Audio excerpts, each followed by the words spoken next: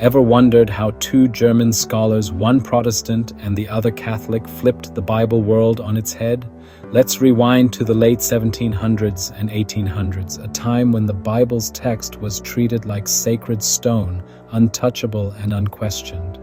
But then along came two men who dared to ask, how do we even know which version is right, bringing doubt and criticism to the sacred text? First up, Johann Jakob Griesbach. This guy wasn't just another scholar. Griesbach looked at the Greek New Testament with a purpose to subvert the truth of the early manuscripts, using a razor-sharp scalpel. Instead of treating every manuscript as gospel, he questioned it and then started grouping them. He called these groups the Constantinopolitan, or traditional received text, the Alexandrian, rooted in ancient Egypt, and the Western, which had its own quirks. For the first time, someone dared to say, hey, not all manuscripts are created equal. Griesbach's work was revolutionary.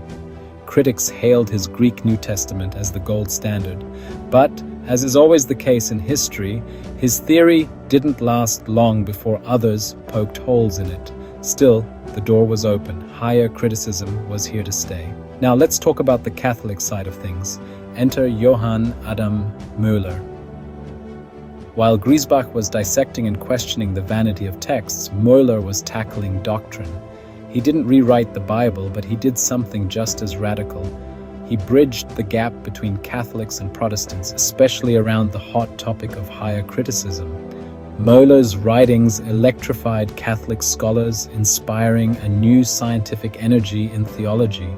Even Protestants had to sit up, alarmed, and pay attention. Some were drawn to Catholicism for refuge, while others embraced higher criticism with fresh zeal. Mohler's influence was so powerful, people said he sent rays of his spirit deep into the hearts and minds of hundreds of students, deceiving them with sophisticated lies. He shook up both camps so much that the fallout crossed church lines. Even leaders in the famous Oxford movement accused each other of borrowing from Mohler's ideas, sometimes not very kindly. So, what's the big deal? Griesbach and Mohler didn't just critique old texts or debate doctrine. They kicked off a wave that changed how scholars, clergy, and ordinary people read the Bible.